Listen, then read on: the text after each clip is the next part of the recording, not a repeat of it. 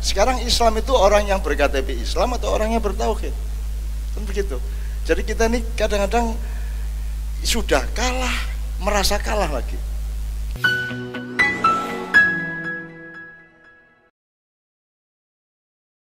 Masing-masing satu saja ya Pak Rektor ya. Kalau kan ono situk nggak wolu pertanyaan kan ngeluh gini Pak.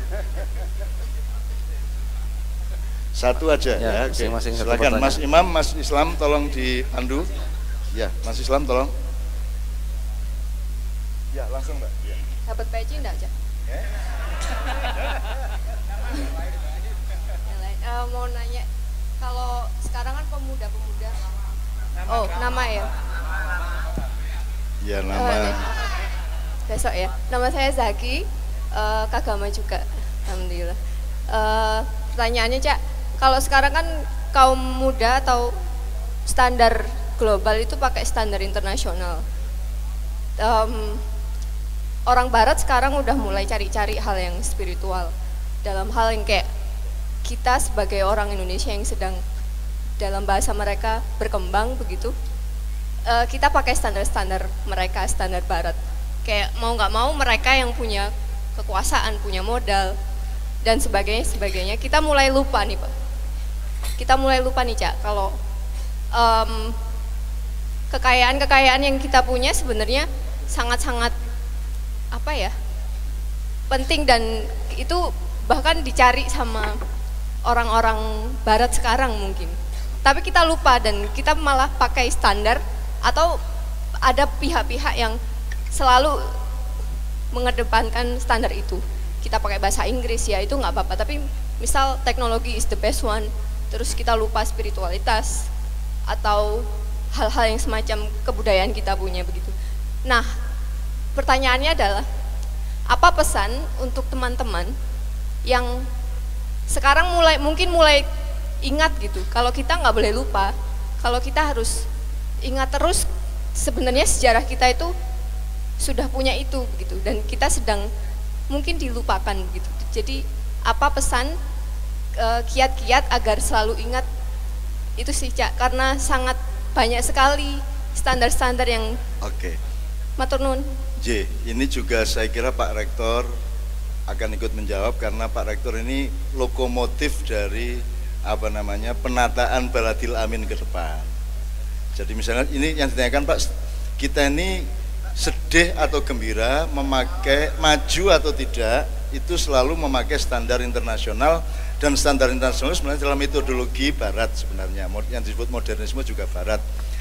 Padahal kita sudah punya sebenarnya. Nah sekarang ke depan ini kita akan setia kepada standar atau pakem yang sudah ada ataukah kita juga punya laboratorium untuk mencari carangan-carangan? Kan gitu Pak kira-kira. Oke, itu pertanyaan pertama. Yang kedua, ya Mas. Nama saya Sani. Saya ingin bertanya, mohon keterangan dari di surat apa ya saya lupa, yang berbunyi Nur ala Nur.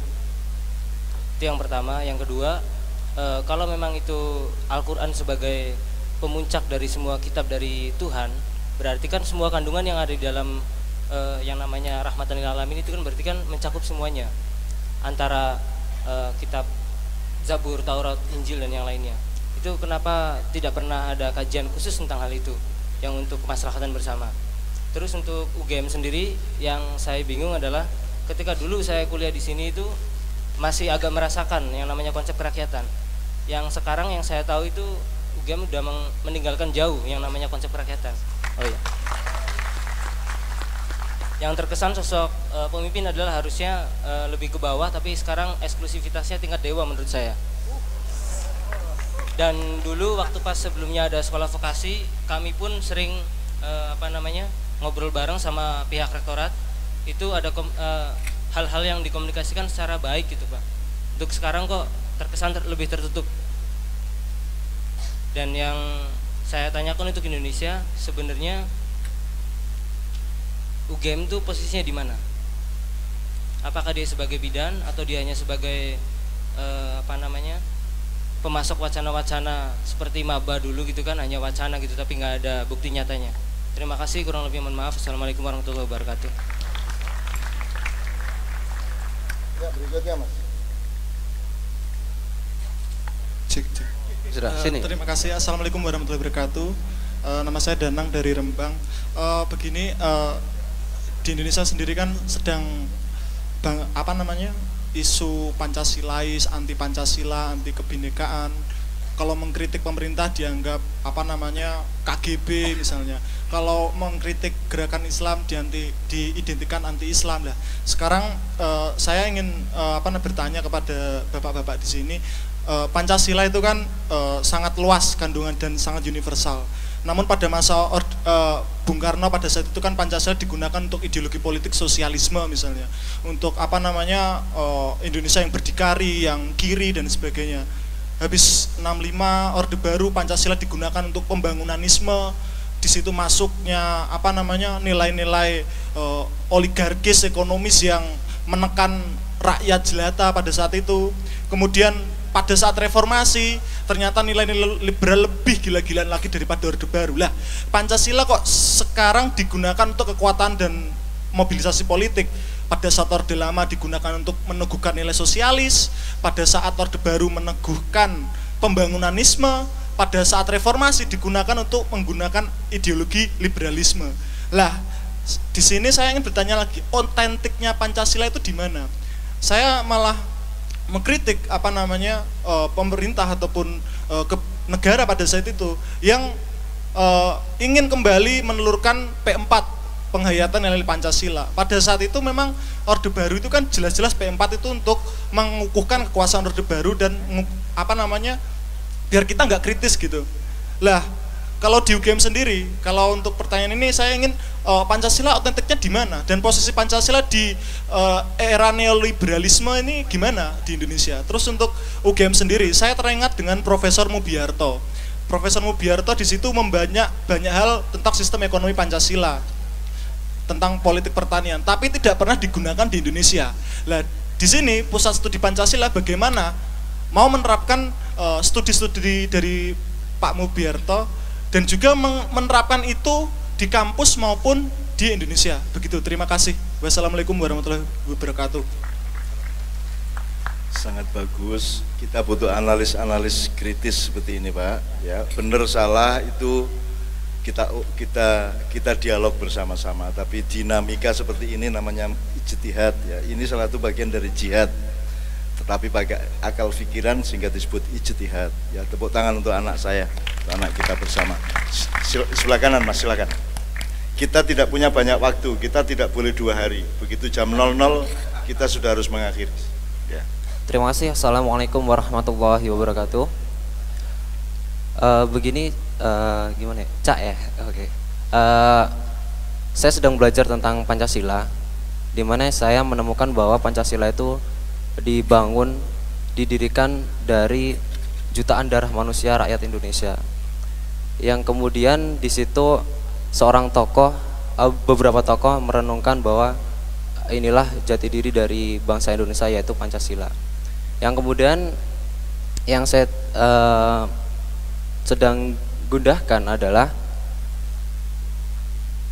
bagaimana kedudukan agama dalam bernegara di negara Indonesia ini yang notabene berideologi Pancasila. Kalau di negara Arab, di Arab Saudi, mereka sistem negaranya Islam, maka agama di sana adalah, jika kita berbangsa maka di sana kita beragama. Nah, kalau di Indonesia bagaimana, Cak? Terima kasih. Wassalamualaikum warahmatullahi wabarakatuh. Oke.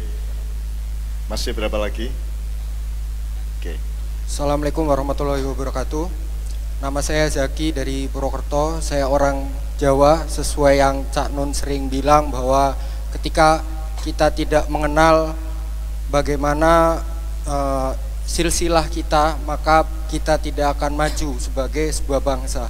Nah, karena saya adalah orang Jawa, Cak Nun sering menyebut tentang Ronggo Warsito, Darmo Gandul maupun Gatoloco yang di situ ada ajaran-ajaran. Saya mencermati bahwa di dalam Ronggo Warsito dia sudah meramalkan bahwa akan datang zaman edan, di mana antara yang atas dan yang bawah itu saling menyalahkan. Nah, kita lihat bahwa di UGM sendiri hal itu sudah terbukti. Banyak di situ Ronggo Warsito mengingatkan bahwa bagaimana kita menghadapi zaman edan adalah dengan eling, ingat, dengan waspada, dan dengan sabar. Nah, dalam konteks ini, ketika berakhirnya zaman edan, Ronggo Warsito meramalkan bahwa akan ada masa jaya dari setelah terjadinya zaman edan tersebut. Nah, tanda-tanda bahwa zaman edan akan berakhir adalah bagaimana orang-orang yang di atas, orang-orang yang mengambil kebijakan, dan orang-orang yang di bawah yang diorganisir oleh yang di atas akan satu paham, akan saling tidak menyalahkan dan sebagainya. Nah, di sini konteksnya adalah UGM salah satunya. Sudah terjadi aksi 2 Mei berturut-turut dari tahun kemarin dan tahun kemarin lagi, sampai beribu-ribu mahasiswa turun di Balerung ini yang menjadi saksi, bahkan ada yang sampai tidur malam di sini. Nah, pertanyaan saya adalah bagaimana nantinya bapak-bapak yang terhormat yang mengampu kebijakan di UGM sebagai yang nantinya bagaimana agar antara mahasiswa dan bapak-bapak sekalian dapat duduk satu bangku, dapat duduk dengan kepala dingin untuk memusyawarahkan bagaimana yang terbaik untuk di UGM, karena tidak hanya 1-2 orang yang mengatakan bahwa UGM kerakyatannya sudah luntur, bagaimana UGM semakin liberal dengan biaya yang tinggi dan sebagainya. Sudah banyak dengan bukti bahwa beribu-ribu mahasiswa turun ke sini untuk menyuarakan aspirasinya. Itu pertanyaan saya yang pertama. Lalu pertanyaan saya yang kedua. Oh iya. Bismillahirrahmanirrahim. Assalamualaikum warahmatullahi wabarakatuh. Nama saya Ahmad Jazuri dari Mojokerto. Kebetulan kesini tadi ada sedikit kepentingan untuk mencari ruang peradaban atau mencari perkuliahan, tapi alhamdulillahnya tidak keterima.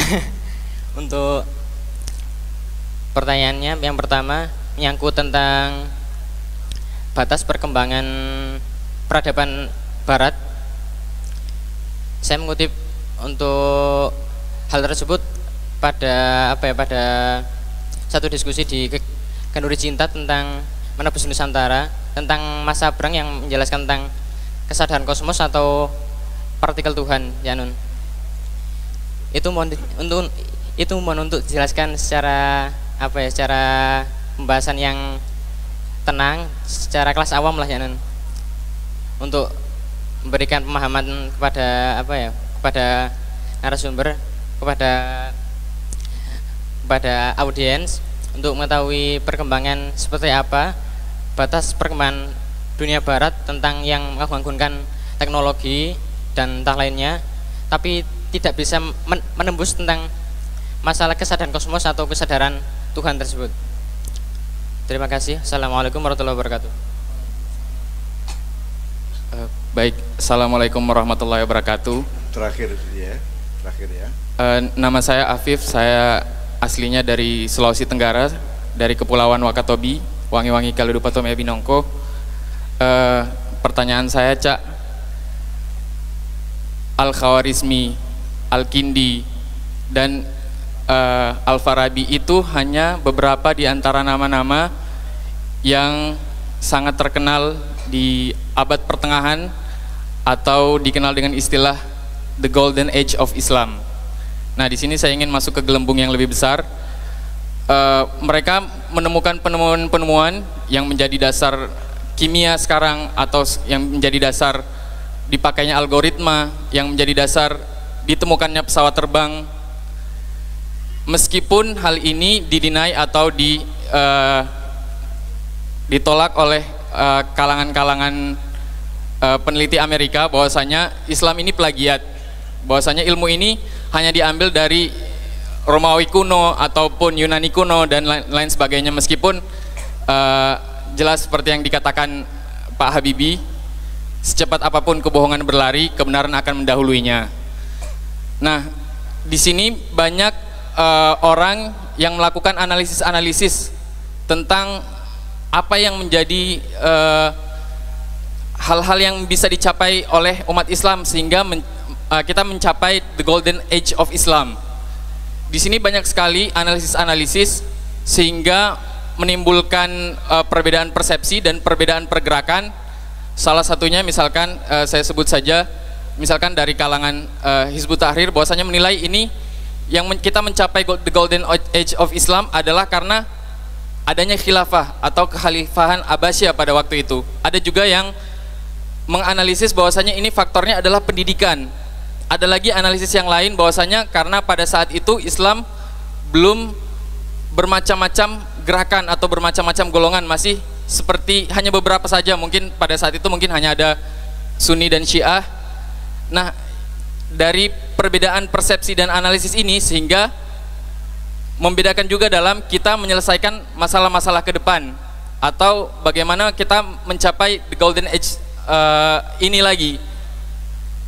Mungkin kalau pada saat ini sangat jelas di hadapan kita ada Pak Habibie yang memberikan penemuan sehingga sampai 40-an penemuan hak paten yang ini mungkin bisa jadi motivasi kita.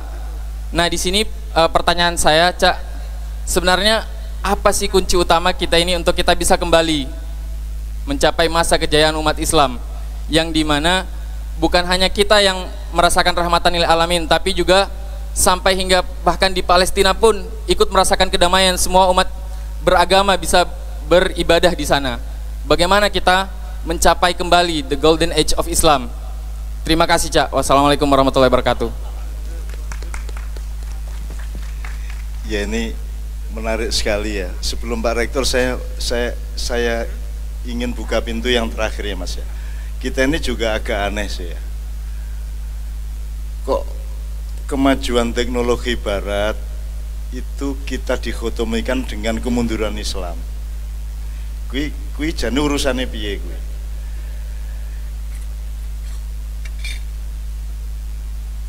Kok Barat kok sama Islam? Kalau Islam ya sama Kristen, Buddha kan gitu. Kalau Barat sama Timur gitu loh, menurut saya. Tapi kita ini aneh juga. Jadi sekarang Habibie itu kan penemuan beliau di bidang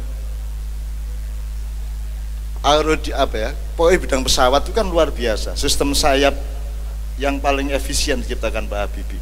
Anda pakai 3G LTE itu kan juga bikin anak-anak Islam. Tapi tidak pernah kita menandatangani itu sebagai penemuan kebangkitan orang Islam. Anda pikir Einstein itu Muslim apa Kristen? Dia orang yang bertauhid, dan hampir semua penemu-penemu itu bertauhid. Nah, sekarang Islam itu orang yang berKTP Islam atau orang yang bertauhid? Kan begitu.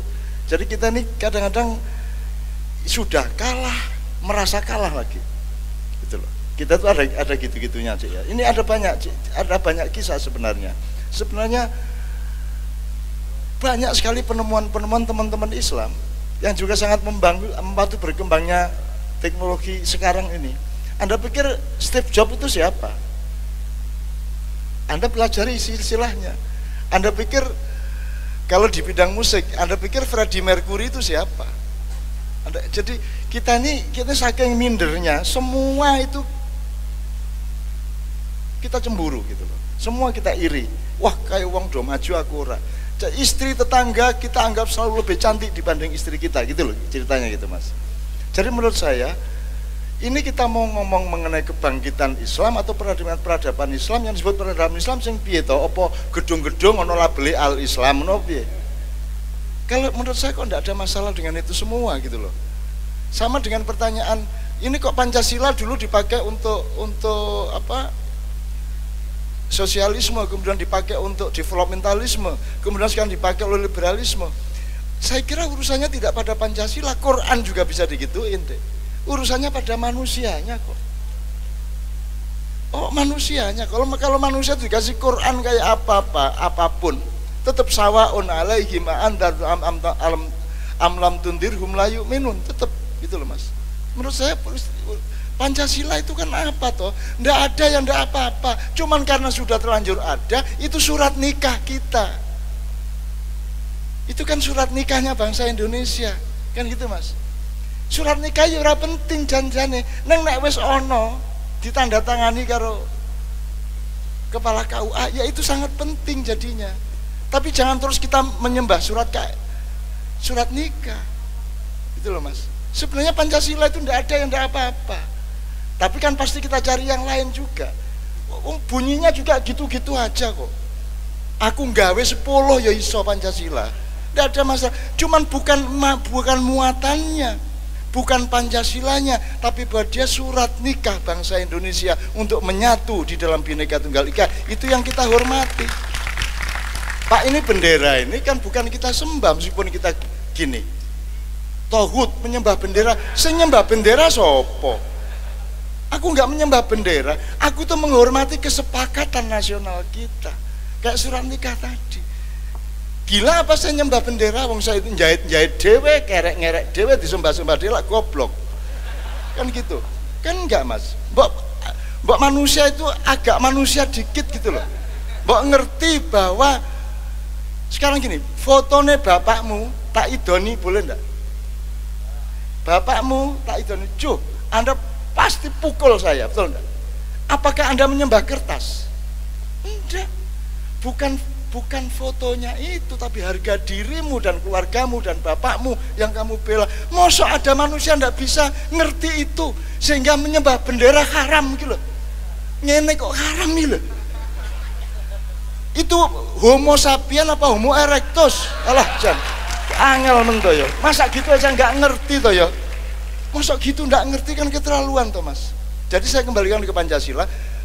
Pancasilanya tidak ada masalah. Qurannya semua juga dari Quran kok.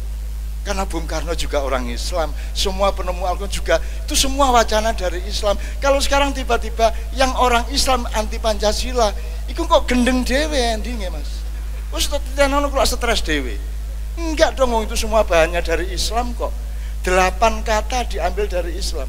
Kita hitung aja, rakyat, adil, hikmah, musyawarah, wakil, apalagi adab, saya hitung ada 8 ya. Itu semua dari Islam dan tidak bisa dijelaskan kalau tidak dengan teori Islam. Tapi Islam juga jangan GR, oh aku jane padha karo Islam. Iya, wis tau kuwi mung surat nikah. Pancasila itu surat nikah. Kan surat nikah itu penting toh, Mas. Kayak KTP-mu itu loh. Bukan KTP-mu terus ya ndak juga, ini kan tetap penting gitu loh, Mas. Jadi mbok ngerti tuh mana wilayah simbolik, mana wilayah substansial, mana wilayah formal, mana yang administratif, mana yang esensial, mana yang teologis. Kita ndak menyembah Ka'bah, nggak menyembah kiblat, nggak terus kita tuh cinta sama batu hitam, didilat-dilat. Ya ndak lah. Itu kan peristiwa cinta lah. Rasulullah yang mencintai kita itu mencium batu itu, aku pun mencium batu itu. Sama dengan karena istriku suka pempek, aku juga berusaha untuk suka empek-empek, kan begitu. Mengono kuwi kok peristiwane. Masa gitu aja haram, gitu aja bid'ah. Ci angele. Urip itu saking kecewanya, saking patah hatinya karena istrinya direbut oleh orang barat, tidak bisa ngambil kembali, akhirnya bertengkar sekeluarga di antara kita dan akhirnya kita jelek-jelekan wanita yang direbut orang lain itu. Betul enggak, Mas? Betul enggak? Itulah umat Islam. Jadi, Mas, menurut saya tidak ada masalah. Kan kita tidak mengatakan bahwa Archimedes orang Kristen. Kan enggak. Kenapa terus dibandingkan dengan Islam? Bahwa mereka memanipulasi, disembunyikan yang namanya Al-Kindi, Al-Farabi, Al-Khawarizmi dan seterusnya, disembunyikan kebudayaan Jawa dan kebudayaan Islam itu ditilap, dikubur supaya kita tidak tahu. Itu memang manusianya jahat. Tapi saya kira kalau soal Islam bangkit atau tidak bangkit itu tidak tergantung gedungnya dan penemuan ilmiahnya. Islam bangkit itu pada dirimu. Kalau kamu Muslim benar, mukmin benar, selesai. Itu urusannya. Kita tidak harus besar menang seluruh dunia, jari sopo. Allah sendiri mengatakan kalau saya mau, saya akan bikin semua beriman kepadaku. Tapi saya nggak mau, saya ingin mereka saya kasih ujian-ujian. Kan gitu. Mbak sudah sekarang Anda itu istighosah kepada ya Allah, Mbak sudah tuh dimana repot-repot. Sudah disuruh HTI semua, kan selesai masalah. Gitu loh. Kan gitu, kuabe sama Allah dikasih hidayah, masuk HTI semua, sudah tidak apa-apa. Aku juga setuju kok sama khilafah. Anda pikir saya tidak setuju khilafah? Aku setuju. Dan saya bilang Indonesia ini sudah khilafah. Lah terus kalau tidak khilafah terus hidup ini untuk apa? Wong ini jailun fil ardi khalifah kok. Gitu. Lah terus hidup ini untuk apa kalau tidak jadi khalifah? Maka peristiwanya dan pekerjaannya adalah khilafah. Dan NKRI ini khilafah dengan batas, dengan kelemahan dan kekuatannya tersendiri. Dan tidak harus disebut khilafah NKRI, tidak harus. Anda kalau bikin sekolah tidak harus sekolah Al Barokah, sekolah daun pisang, daun pisang juga bikinan Allah kok. Sekolah bulatan semongko gitu. Kan boleh kan Mas ya? Universitas apa? Universitas sabut kelapa kan boleh. Sekarang tuh Islam itu disangka Al-Islam, Al-Barokah, Al-Azhar, itu ya, Al itu kan. Padahal enggak. Kalau kita bilang sekolah daun pisang itu sangat syar'i, sangat Islam, sangat Allah itu. Aku melihat daun pisang, aku melihat Allah. Loh ya apa sih? Kan begitu, betul enggak Mas? Gitu, Mas. Jadi menurut saya enggak ada itu, enggak ada masalah, tenang-tenang aja. Enggak apa-apa. Saya enggak ada putus asa, saya enggak ada khawatir dengan masa depan. Asal Anda yang mimpin. Anda yang datang ke sini nih Pak, ini kira-kira datang ke sini tidak karena ngefan ke saya. Ngefan apa? Ya ke tae fan bagai. Kak karena fan ya toh. Kangen ya toh. Kangen iya, bermesraan iya, tapi fan-fanan enggak. Toh. Jadi teman-teman ke sini ini karena surat Al-Maidah ayat 54. Mereka adalah generasi yang diciptakan Allah, qaumun akhar, yang cirinya ada 4. 1, dicintai Allah. Nomor 2, mencintai Allah. Nomor 3, mereka penuh kasih sayang kepada sesama muslim. Dan nomor 4, mereka tidak tega hati kepada orang yang bukan muslim. Tidak tega hati. Baca. Mesake gitu loh. Kita selalu berat hati kita gitu. Coba ditafsirkan lagi. Ini Pak Muzamil kalau tidak setuju sama ini biar bicara habis ini gitu. Tapi saya kira dia setuju. Loh karena kata-katanya aizzah alal kafirin. Langsung Pak Muzamil sebelum Pak Rektor. Aizzatin alal kafirin. Aizzatin alal kafirin. Aizzah min ayyi dari kata aziz jamaknya aizza. Azizun alaihi ma'anittum, itu sifat Rasulullah. Tidak tega atau berat hatinya melihat penderitaanmu. Itu loh. Maka aizah adalah adjektif bahwa kita tuh kalau melihat orang yang bukan Islam tuh tidak tega. Rasa tidak tega, rasa berat itu gitu ya Pak ya? Iya, berat hati. Jadi sign, ya. Tanda tangan ya? Iya, tanda tangan. Oke, sip. Malam hari ini kita menemukan kalau selama ini kalau Anda baca terjemahan bersikap keras kepada orang-orang kafir kan gitu. Dari mana kata-kata keras itu? Min ayyi qaulin, min ayyi kalamin. Iya, tidak ada di situ. Tidak ada. Kok bersikap keras? Keras itu kepada istri ketika tidur. Harus keras. Nah gak keras terus piye kan gitu. Lah iya, itu baru keras. Ngono ya Rek ya. Pak Rektor silakan menjawab. Mohon maaf saya kasih pengantar ini. Mudah-mudahan malam hari ini betul-betul tidak hanya merupakan pembineka tunggal ikan dalam lanskap kecil di UGM untuk tujuan NKRI dan dunia, tapi ini betul-betul hidayah dari langit sehingga kosmologinya betul-betul mencakrawala dan mensemesta Pak.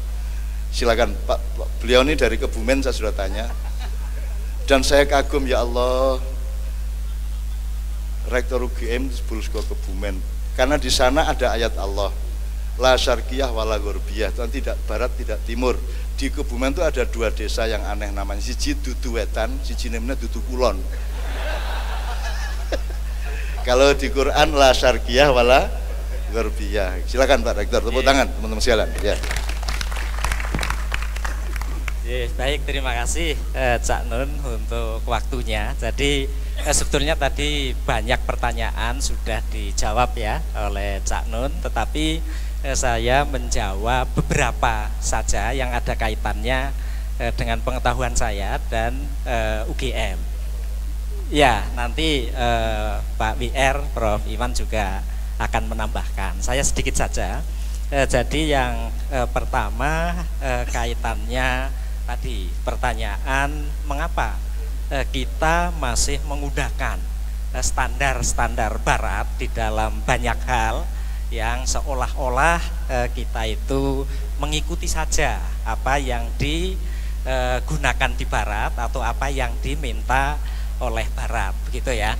Nah, sebetulnya tidak demikian, karena bahwa tugas kita sebagai intelektual, sebagai orang yang pintar itu adalah selalu mencari, menciptakan metode-metode, menciptakan ilmu pengetahuan untuk mengatasi persoalan-persoalan atau problema bangsa, problema yang dihadapi oleh umat manusia, gitu. Nah, tetapi ketika dalam apa yang kita pelajari itu sudah tersedia metode yang kebetulan itu diciptakan oleh barat, itu tidak ada salahnya kalau kita menggunakan metode-metode itu. Tetapi sebisa mungkin kita menciptakan ilmu, menciptakan metode yang lebih cocok untuk bidang-bidang yang kita hadapi. Misalnya sebagai contoh pengobatan kanker misalnya, kita perlu atau terus meneliti bagaimana mengobati penyakit kanker dengan cara sendiri, dengan cara yang kita temukan, yang bisa barangkali lebih ampuh dari yang sudah digunakan oleh orang barat misalnya, semacam itu. Kemudian tadi disampaikan bahwa orang barat, Amerika, Eropa sekarang sudah kebingungan dengan kemajuan mereka, begitu ya. Kemudian mencari-cari kedepannya itu mau seperti apa. Nah, kita sebetulnya orang Islam itu tidak akan pernah seperti itu, karena petunjuk bagi kita itu sudah sangat jelas, Al-Quran dan Al-Hadis, sehingga seharusnya memang umat Islam akselerasi kemajuannya itu harus lebih cepat, lebih tinggi dari mereka, karena kita tidak akan menemukan buntu atau kebuntuan pada langkah kita, karena petunjuk bagi kita itu sudah sangat jelas. Dan menurut prediksi-prediksi yang sekarang sudah ada, bahwa kejayaan ke depan itu adalah eranya Asia Pasifik, begitu ya. Setelah Eropa, Amerika, maka kejayaan ke depan itu akan bergeser ke Asia Pasifik.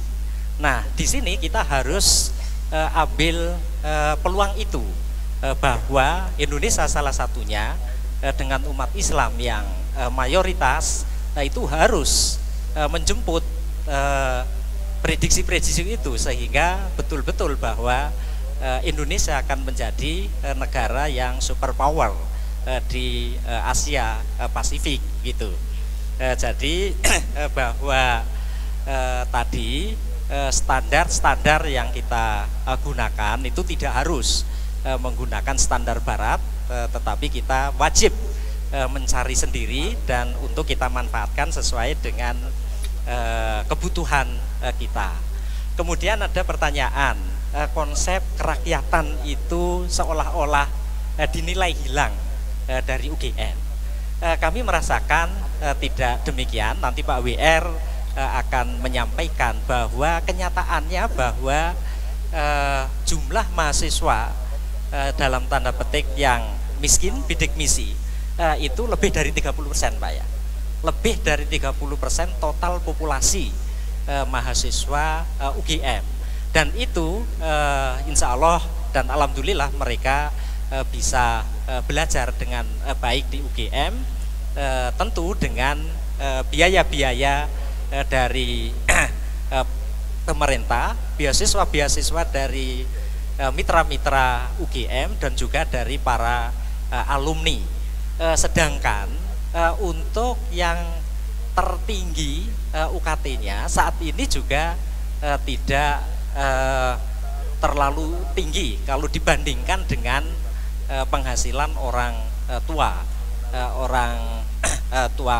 mereka. Jadi Pak WR nanti bisa menyampaikan, tetapi saya yang masih hafal misalnya di Fakultas Teknik begitu, tertinggi adalah 10.350.000 rupiah, berapapun besarnya penghasilan orang tua. Nah, sebetulnya hal-hal semacam ini itu bisa dikelola menjadi lebih baik lagi agar subsidi silang antara rekan-rekan atau adik-adik yang kebetulan dikaruniai rezeki yang banyak orang tuanya bisa membantu adik-adik yang sebetulnya atau yang kebetulan kurang beruntung karena penghasilan orang tuanya itu masih kecil, sehingga bahwa kerakyatan itu ya kalau saya merasakan masih ada di UGM ini, dan UGM selalu mendedikasikan dirinya untuk kepentingan rakyat, untuk kepentingan bangsa dan negara, sehingga betul-betul bermanfaat bagi bangsa Indonesia ini. Pancasila tadi sudah banyak diulas, tetapi yang ingin kami tekankan adalah bahwa UGM selalu ingin mengejawantahkan atau membumikan Pancasila ini agar Pancasila itu betul-betul kita implementasikan di dalam kehidupan sehari-hari bermasyarakat bernegara dengan usaha-usaha yang dilakukan oleh UGM, misalnya bagaimana kita bisa memeratakan pembangunan di Nusantara ini, karena ketika gap perbedaan kesejahteraan antara daerah satu dengan daerah yang lain itu masih timpang, maka akan sangat sulit kita berbicara persatuan, berbicara keadilan dan lain-lain. Nah, ini yang terus kita usahakan. Kemudian bagaimana kita duduk bersama antara mahasiswa dan pimpinan universitas untuk berdiskusi masalah-masalah tertentu. Saya kira selama ini Pak WR sudah setiap bulan mengadakan dialog antara pimpinan universitas dan para mahasiswa, dan itu akan terus kita laksanakan. Kemudian untuk pembahasan-pembahasan yang lebih luas juga bisa kita laksanakan atau tingkatkan. Sedikit lagi, mengapa orang Barat tadi ya, dengan ilmunya yang sudah sangat tinggi, tetapi tetap saja tidak bisa menemukan hidayah, jalan ke ketuhanan yang Maha Esa menurut Islam begitu, yang tadi dikatakan menemukan partikel Tuhan ya, tetapi dalam tanda petik menurut beberapa kawan tidak percaya adanya Tuhan begitu. Nah, ini tentu Cak Nun yang lebih bisa menjelaskan tentang hal itu, bagaimana datangnya hidayah, bagaimana seseorang tadi sudah dijelaskan bahwa sebetulnya mereka tetap bertuhan, cuma caranya tidak sama dengan kita. Lalu bagaimana yang terakhir saya sampaikan, mencapai kejayaan umat Islam atau mencapai kembali kejayaan umat Islam yang pernah dicapai, itu bahwa kejayaan di dalam arti yang luas, bahwa ketika kita menguasai berbagai keilmuan yang bisa untuk menyelesaikan persoalan bangsa, mencapai kemajuan, itu akan jayalah bangsa itu atau umat itu. Tidak peduli dia umat Islam, dia umat apa, ketika mempunyai tekad yang kuat, kerajinan dan lain-lain untuk penguasaan teknologi, seperti yang kita bisa lihat misalnya orang Jepang, orang Korea, mereka bukan Islam, tetapi mereka punya sifat-sifat yang luar biasa di dalam usahanya untuk menguasai ilmu, pengetahuan dan teknologi. Maka disitulah banyak penemuan-penemuan, bahkan banyak penerima hadiah Nobel ya dari Jepang. Itu artinya apa? Artinya bahwa ketika kita bisa mempunyai kerja yang baik, kemudian terstruktur dan bisa menguasai ilmu pengetahuan dan diaplikasikan untuk kepentingan-kepentingan negara, kepentingan umat, disitulah kita jaya. Maka dari itu ya pesan dari kami sebagai orang tua, kalian calon-calon pemimpin bangsa itu harus mempunyai sikap yang jelas, mempunyai etos kerja yang kuat, bahwa di tangan-tangan kalian itu Islam akan jaya kembali. Saya kira itu dari saya. Terima kasih. Monggo Pak WR.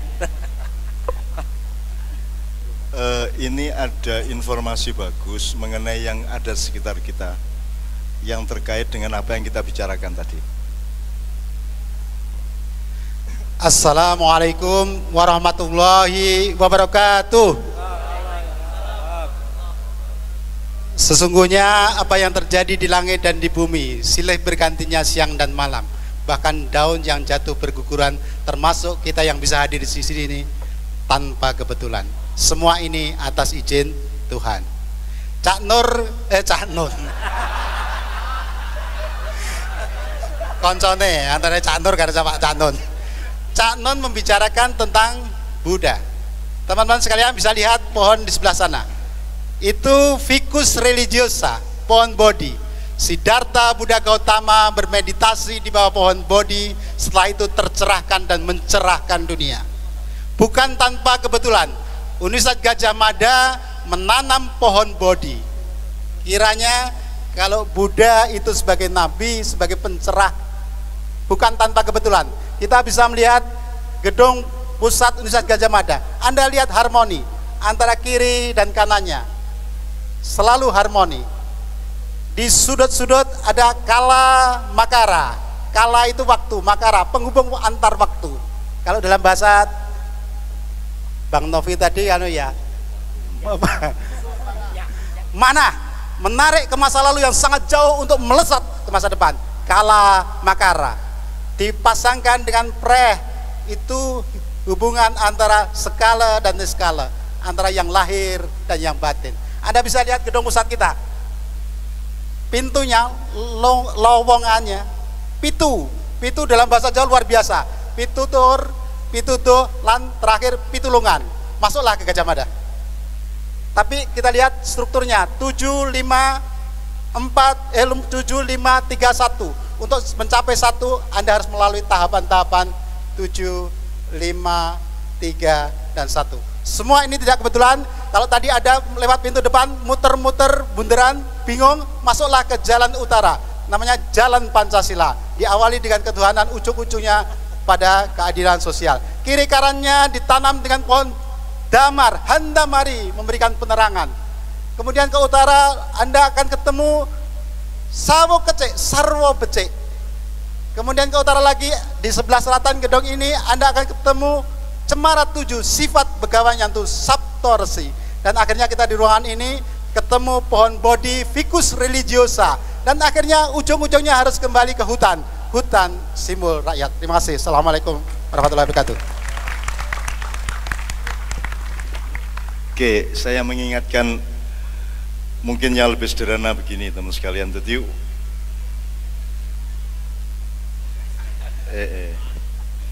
Jadi manusia itu kan harus menempuh pendidikan bertahap.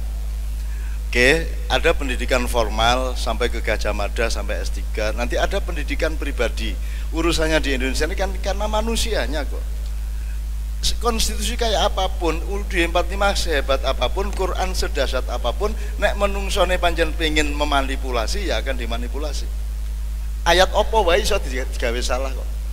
Gitu loh. Kayak tadi Allah tidak melihat wajahmu dan rupamu terus marungku yang gawe gambar wudo, yang dilihat Allah adalah hatimu. Itu kan ya wis manipulasi kuwi. Kan gitu. Jadi ngene lho, menungso iki nyun sewu ya, tahapnya Buddha itu terletak di mana? Jadi Anda ini makhluk dulu. Makhluk aja ada gradasi, ada makhluk benda, ada yang benda tumbuh, ada yang benda tumbuh berdarah daging, ada benda tumbuh berdarah daging bernafsu, terus nanti benda tumbuh berdarah daging bernafsu berakal, baru dia tahap yang kedua, yaitu makhluk yang manusia. Nah, Peradaban abad 21 itu baru sampai di sini. Baru makhluk yang manusia, makanya yang nomor 1 human right, Declaration of Independence, pokoknya masih serba manusia. Mereka belum sampai tahap Buddha. Tahap Buddha adalah tahap ketika dia menyadari dia adalah hamba dari Yang Maha Kuasa. Tahap Abdullah namanya.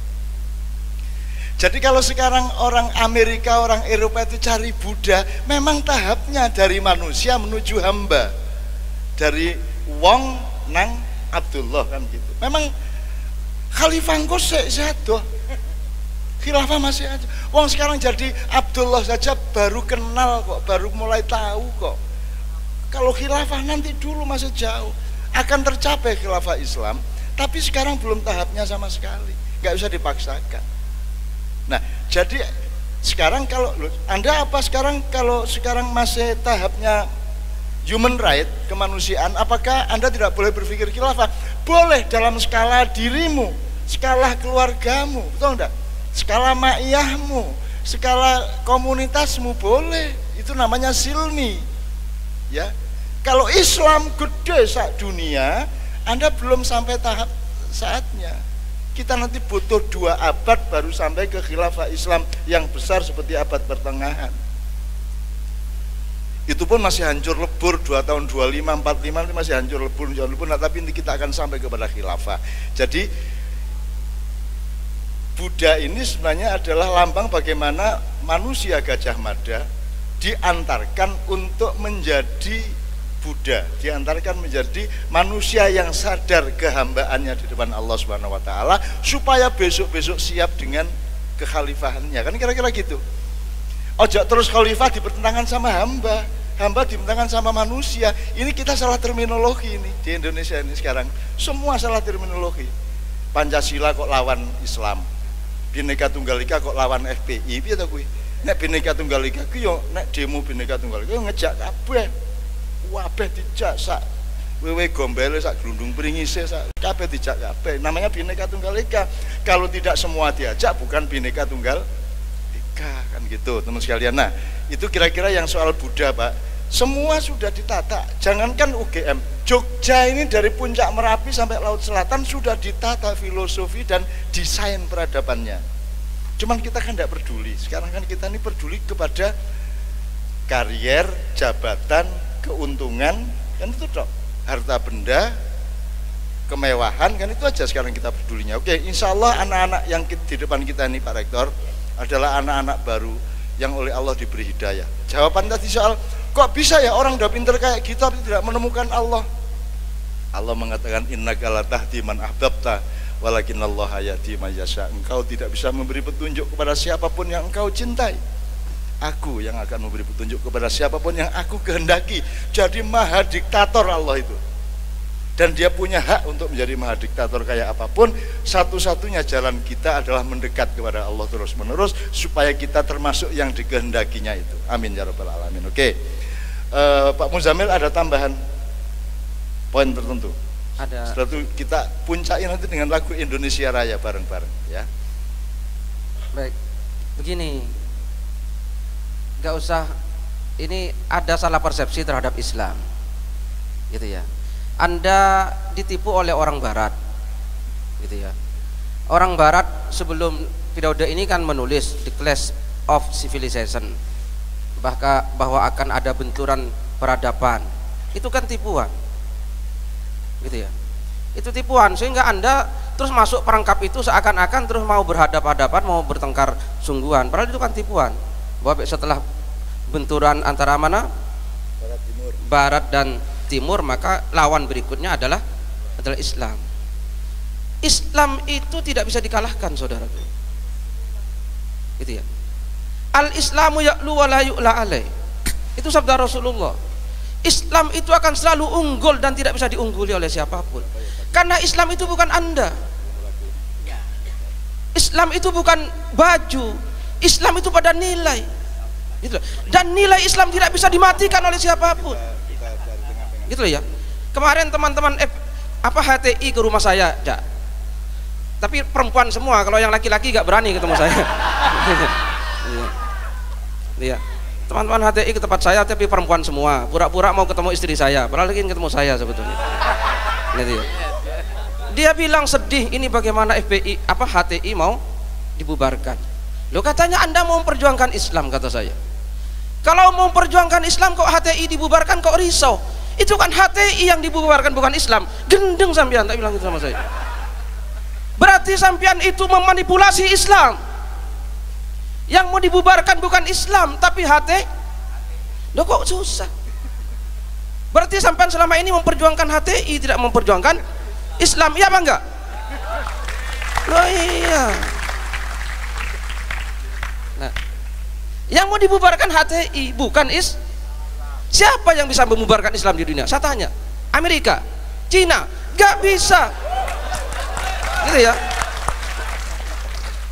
Anda jangan masuk perangkapnya orang Islam seakan-akan berhadapan. Islam itu nilai, dan nilai itu tidak bisa dimatikan. Gitu ya. Al-Islamu ya'lu wa la yu'la alai. Ini kesalahan orang Islam sendiri. Gitu ya. Nabi Muhammad, coba lihat Nabi Muhammad SAW. Gitu ya. Kenapa Nabi Muhammad berhasil menata masyarakat Madinah? Gitu ya. Yang akhirnya muncul al-wasiqah al-madaniyah itu. Karena Nabi Muhammad tidak menghadirkan Islam sebagai sebuah atribut, sebagai sebuah bendera, sebagaimana HTI kemana-mana HTI, ya dibunuh orang kalau seperti itu. Loh ya kan? Loh, sampai mau mendirikan Islam di Indonesia katanya mau persaudarakan. Wong di sini sudah ada bendera NU, sudah ada bendera Muhammadiyah, sudah apa sampean pakai bendera baru lagi? Kan sampean buka front. Ya kan? Buka front permusuhan. Akhirnya Anda bukan membela Islam tapi membela benderaan Anda. Nabi Muhammad tidak seperti itu. Nabi Muhammad datang ke Madinah, orang di Madinah itu terhimpit oleh perpecahan yang enggak habis-habisnya, gitu ya. Mereka bertengkar satu sama lain, saling paten, saling bunuh, enggak pernah habis. Rasulullah datang menyelesaikan persoalan itu. Nah, tanpa bendera, tanpa keluar-keluar khilafah, tanpa. Loh, kalau sampean keluar-keluar seperti itu, wong ya dihabisin. Wong sampean mau membubarkan Indonesia kok keluar-keluar, ya dihabisin. Loh ya kan, kalau membubarkan Indonesia ya meneng-meneng, alon-alon. Nah itu ya, nah ya. Nah, orang Arab nyolong kok kondo-kondo. Nah, ya salahnya sendiri. Nah itu ya. Nah ini. Jadi kalau Anda memang mau mengislamkan Indonesia, rasa kondo-kondo ya jalan. Mau mengganti Pancasila kok omong-omong ya ditangkap, ya kan? Jangan omong-omong. Salahnya HTI itu. Wong arep bubarkan NKRI kok ngomong-ngomong, ya usah ngomong-ngomong, pelan-pelan, gak usah pakai bendera. Nah berhasil atau enggak ya urusan nanti kan gitu. Nah salahnya sendiri. Nah oleh karena itu Islam tuh gak bisa dikalahkan. Jangan minder ya. Jangan minder, karena Islam itu nilai. Siapa yang bisa mematikan nilai Islam? Gak bisa. Nah maka Muhammad Abduh ke barat dulu. Muhammad Abduh, tahu ya, ke barat. Maka dia setelah pulang dari barat, dia berkata, aku datang ke barat, di sana banyak Islam meskipun sedikit Muslim. Tapi ketika saya kembali ke Timur Tengah, kata Muhammad Abduh, saya melihat banyak orang yang ngaku Muslim tapi tidak ada Islam. Nah itu loh, nilai Islam itu, ya. Nilai. Nah, UGM gak perlu seperti UIN, Universitas Islam negeri, gak perlu, gak apa-apa namanya UGM. Yang penting nilai Islam itu operasional di UGM. Daripada namanya mentereng Universitas Islam Indonesia atau Universitas Islam negeri sehingga ada Universitas Islam swasta kan gitu ya. Nah, tapi ternyata tidak berlaku di dalamnya, ya gak apa-apa dibubarkan yang seperti itu. Yang penting nilai tidak bisa dibubarkan. Saya kira itu ya. Itu ya. Semua saya. Pak Muzamil, terima kasih. Saya konfirmasi, Pak Rego, saya mohon izin ya. Ini kelengkapan ilmu kita. Jadi orang itu kalau sampai bilang Islam itu gitu kan, orang yang selama ini Kristen atau yang non Islam merasa bukan yang disebut Pak Muzamil. Betul, iya. Enggak gitu Mas. Enggak gitu. Aku takon gini. Kalau ada pohon tumbuh, itu peristiwa Islam bukan? Islam. Itu syariat Allah. Kalau ada angin berhembus ke tempat yang lebih lapang, air turun ke tempat yang lebih bawah, itu semua syariat Allah. Jelas ya? Kalau ada pengemis di jalan, kelaparan, Anda kasih makan, tidak peduli agamanya apa, itu peristiwa Islam bukan? Peristiwa Islam. Itu yang disebut Islam itu nilai. Jadi kejayaan Islam itu tidak sama dengan kejayaan papan nama Islam. Jelas ya? Jelas ya? Oke. Tidak sama dengan merek atau brand Islam. Iya. Kan gitu. Nah, ini pemahaman ini pakai yoi tadi. Betul ya. Oke. Jadi ini jelas ya teman-teman sekalian ya. Dengan ini kita sekarang harus membedakan umat Islam sama Islam. Kita harus ini masalah akademis dan ilmiah, Pak. Umat Islam bukan umat Islam, tidak sama dan sebangun. Umat Islam tidak sama dan sebangun dengan Nahdliyin Muhammadiyin. Nahdliyin Muhammadiyin tidak sama dan sebangun dengan PP Muhammadiyah, PBNU. PBNU, PP Muhammadiyah tidak sama dan sebangun dengan umat Islam, dengan Majelis Ulama Indonesia. Jadi ini semua ada gradasinya. Sama dengan Islam tidak sama dan sebangun dengan Arab. Arab tidak sama dengan sebangun dengan Saudi. Lain lagi itu, Mas. Saudi tidak sama dan sebangun dengan Quraisy. Quraisy tidak sama dan sebangun dengan Badui. Makanya belajar sejarah. Karena semua ada gradasinya masing-masing. Sekarang saya mau konfirmasi ke Pak Dokter. Ini tadi kan mengatakan, kalau kamu membela Islam, HTI dibubarkan, karena kamu pusing. Kan mestinya, kenapa? Yang dibubarkan kan bukan Islam, gitu ya Pak? Betul. Gitu. Ya. Saya dulu nyun sewu Pak, saya ketika Ustadz Abu Bakar Basir akan divonis pagi hari, saya malam-malam harus ngelus-elus teman-teman Majelis Mujahidin di Solo di sebuah kebun yang agak gelap-gelap, dan saya harus menaklukkan dalam tanda petik hati mereka supaya besok pagi mereka tidak mengamuk ketika Ustadz Abu Bakar Basir divonis. Pokoknya malam itu dialog. Saya dibawa dari sini ke sana, tentara mengepung dan polisi mengepung ratusan itu. Terus saya intinya gini, jadi antum maunya Ustadz bebas atau dihukum? Bebas, Allahu Akbar, ngono toh? Ngono toh? Ya toh? Jadi antum besok pengen Ustadz kita divonis bebas, Allahu Akbar, iya, kan gitu. Oh, jadi Anda mengemis kepada pengadilan kafir untuk membebaskan Ustadz kita. Bingung mereka. Kalau saya bilang, kalau aku dibunuh oleh kafir, aku bangga. Ngono aku. Kok sampean njaluk gak dipateni, ngono aku. Mulai redek mesem. Pokoknya goalnya kalau mereka sudah mulai agak senyum dikit aja, udah beres masalah saya. Akhirnya malam itu beres, paginya tidak ada apa-apa, udah. Terus saya balik ke Jogja, tidak ada masalah. Jadi gitu teman-teman sekalian. Sekarang saya tanya sama beliau, kan harus ada, tadi kan saya sudah mengatakan sabil itu arahnya, torik itu jalan rayanya, syari itu jalan rayanya, torik itu caranya menempuh jalan itu, sirot itu nanti presisinya ketika kita ketemu Allah. Nah sekarang Pak, torikoh ini kan yang paling harus sangat kaya. Nggak bisa pakai bis, pakai truk, nggak bisa pakai truk, pakai angkot, kol, nggak bisa pakai kol L300, apa? Oke, becak nggak bisa becak, andong nggak bisa andong, gerobak nggak bisa gerobak, sepeda nggak bisa sepeda, Melayu, gitu, nggak bisa Melayu berangkang. Strategi itu berlapis-lapis. Sekarang teman-teman yang disebut oleh Pak Muzamil tadi kan, kalau ibarat penyakit Pak, ada penyakit yang kelihatan dan gede, itu apa ya? Kira-kira contohnya apa itu Pak? Yang misalnya, yang obatnya jelas. Misalnya orang ketimpa gendang, seret, itu kan jelas. Fisik dan jelas. Sekarang kan ada gradasi dari sesuatu yang menyakiti manusia. Yang paling tidak kelihatan itu namanya apa Pak? Yang paling tidak bisa dilihat, yang sangat nano, sangat mikro, yang harus dilihatnya secara, dan yang belum ada obatnya, namanya apa itu Pak? Jadi penyakit itu ada yang simptomatik, itu gampang diobati kalau sudah ada gejalanya. Tapi ada yang asimptomatik, yang tidak ada gejalanya. Saya ambil contoh misalnya kanker ovarium. itu nggak ada gejalanya, tapi tiba-tiba orang itu umurnya tinggal 1 bulan karena sudah lanjut. Kanker pankreas, orangnya nggak merasa apa-apa, sehat. Kanker pankreas, nggak merasa apa-apa, sehat. Tetapi tiba-tiba 3 minggu kemudian sudah nggak bisa tertolong. Ya, jadi maksud saya Pak Dokter, kalau Anda memang mau mengubah dunia, Anda harus berpikir rangkap kali sekian. Bisa kanker jadi kanker yang kelihatan, atau bisa langsung nonjok kudeta revolusi, ya toh?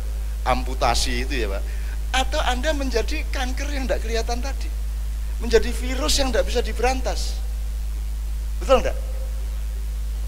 Loh, kalau Anda jadi virus yang tidak bisa diberantas, tidak ada obatnya, bahkan tidak ada identifikasinya, meng diaran-arani ki virus apa, virus itu malah mengarani toh Pak Dokter ya Pak, meng jenengi tapi kan jane orang ti asline toh, iya ya toh Pak, ya toh. Nah itu kan jare dokter jenenge iki virusnya kan gitu, karena indikatif terhadap proses ditemukannya atau dilihatnya. Tapi sebenarnya si kanker, si virus itu kalau ditanya, terus jenengmu sopo, kis mesti saya jawab ya. Maksud saya, perjuangan tuh boleh begitu dong. Masa Anda mau amputasi dok? Yang dilakukan oleh temannya Pak Muzamil kan amputasi maunya. Pancasila potong, ganti khilafah kan begitu. Saya bukan tidak setuju, tapi itu bukan thorikot, itu syariat ekstrim. Tapi thorikotnya mestinya ya mari kita belajar rohani, belajar memasuki hati orang tanpa orang itu tahu kalau hatinya aku masuki. Sampai aku ini memasuki mimpi anak-anakku semua di seluruh Indonesia, bener enggak? Aku masuk ke mimpimu, aku masuk mengajarimu macam-macam di dalam mimpimu. Sampai tingkat itu loh Pak, itu di kedokteran tidak ada juga Pak, sampai masuk mimpi itu, virus masuk mimpi itu Pak. Maksud saya teman sekalian, yuk kita berangkat ke masa depan dengan thorikot yang sekaya mungkin, gitu ya Pak Muzamil ya, yang sekaya mungkin. Oke, saya kira seperti itu. Alhamdulillah pada malam hari ini Pak Rektor saya terima kasih. Ini teman-teman ini harus berpuasa, bahwa malam hari ini kita tidak bisa sampai larut seperti biasanya. Sekarang kita harus meneguhkan keindonesiaan kita, karena itu amanat Allah untuk kita. Ya, kita tidak menentang Allah karena Indonesia. Allah menitipkan Indonesia kepada kita, khalifahnya di Indonesia, dan khilafah kita adalah khilafah NKRI dengan perjanjian surat nikah yang sudah sangat jelas, dan kita akan terus jalankan itu untuk mamayu hayuning bawono seluruh dunia. Silakan berdiri.